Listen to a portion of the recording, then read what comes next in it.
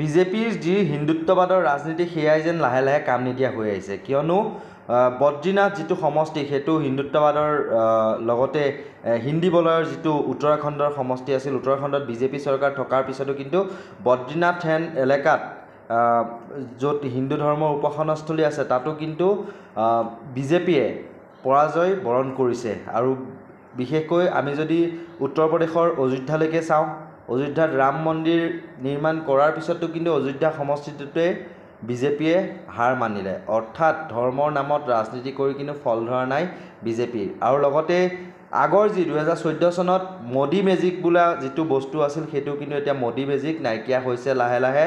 মোদীৰ মুখখন চাই বা মোদীৰ ভাষণ শুনি এতিয়া ৰাইজে ভোট নিদিয়ে, ৰাইজ এতিয়া কিন্তু সজাগ হৈছে। ৰাইজে যিবোৰ জনবিৰোধী স্থিতি, মূল্যবৃদ্ধিয়ে হওক, নিবনুৱা সমস্যাই হওক, যিসমূহ আচলতে জনতাৰ বিৰুদ্ধে গৈ যিসমূহ কাম কৰিছে বা যি কৰ কাটলৰ ক্ষেত্ৰতে হওক, অত্যাধিক পৰিমাণৰ কৰ কাটল দিবলগীয়া হৈছে, এইবিলাক প্ৰভাৱ নিশ্চয়কৈ পৰিছে।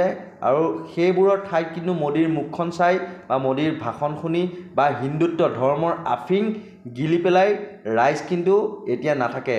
এতিয়া 2014 নহয়, এতিয়া 2024।